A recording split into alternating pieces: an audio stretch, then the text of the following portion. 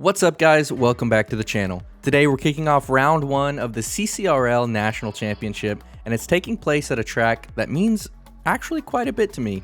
It's Underground MX. It's one of the best tracks in Texas. It's got big jumps, it's got deep ruts, and when it gets rough, trust me, it gets really rough. Now, it's been around for years, and I have a lot of history with this place.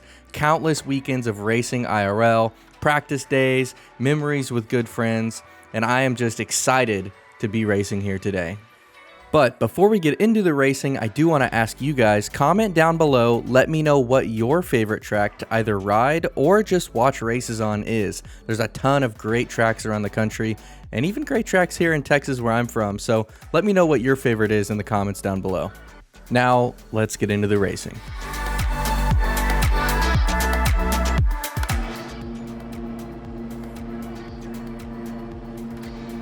Man, I have so many cool memories tied to this place. Racing, crashing, as you're about to see in this MX Bikes race, lots of crashing there.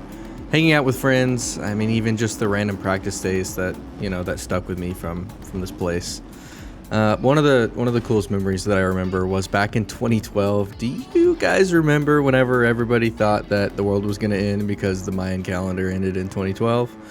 Well, Underground MX they had a end of the world ride weekend, and my dad and I went out there and we were just ripping laps all day. They had live music that night and just hanging out with all the friends, and it was just such a vibe. And it's wild thinking about it now, just like, I don't know, like I still remember when this place first opened. It's actually insane.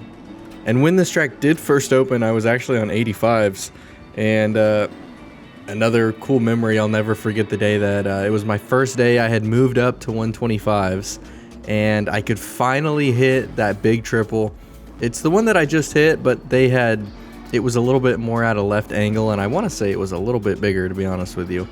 And I mean, on an 85, it looked massive. Like, it was like there's no way anybody can do that on an 85 type of jump. And so the first time I tried to hit it on a 125, I hit it just absolutely wide open, completely pinned, and OJ'd it by like 15 feet to flat. And I mean, it was big. It was probably like around 120 feet, and it sent you super high up into the sky. And I mean, the landing obviously didn't feel great, but I just remember that being a big deal for me back then, that I was like, oh, I could finally hit this massive jump. So, being that I have so many cool memories tied to this place, it is actually really cool to see it recreated to this quality here in MX Bikes. Patron, the track creator, absolutely nailed this replica of Underground MX. I mean, the jumps, the flow, the environment, even the starry night sky. Even though it's technically not a night track, I still think it adds a cool vibe to the track and to the, even the racing here. So for this round, I lined up in the 250 class, and as you saw, I had one of my classic starts where I end up coming out of the first corner basically dead last. So in this moto, I just had to grind through the pack, try not to get taken out, try not to just eat it myself. I would say Toxic and Chubbs, who are the front runners here, they were my main competition, but I mean, it ended up not even mattering just because I got such a bad start. But I mean, I did feel like my pace was there. The qualifying times, they were definitely a little bit quicker, but I feel like race pace is a whole different thing.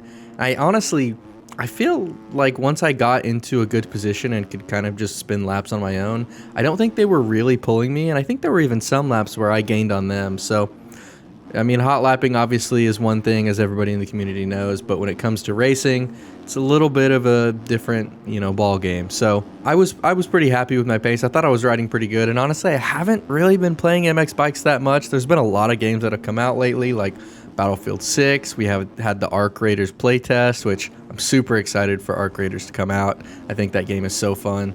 And I mean, even the occasional PGA 2K ranked, just sitting there mindlessly doing that is just, I don't know, it's like peaceful for me. So yeah, I've pretty much just been playing everything other than MX Bikes. So the fact that I was even in the realm of thinking I could keep up with those guys, I was happy about.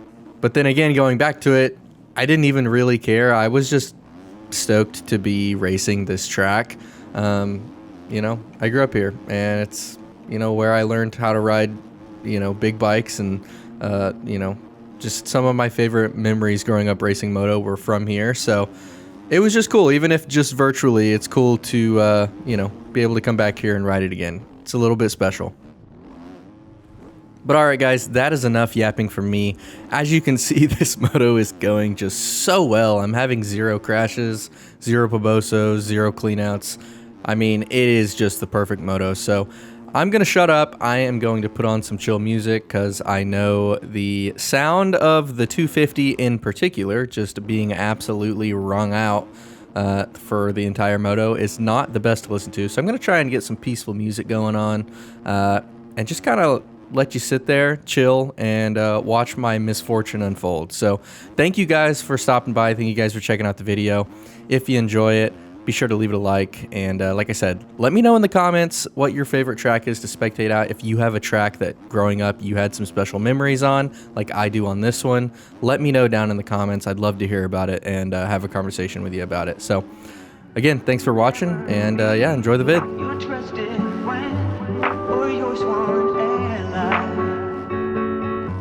It's the harshest mistress of all.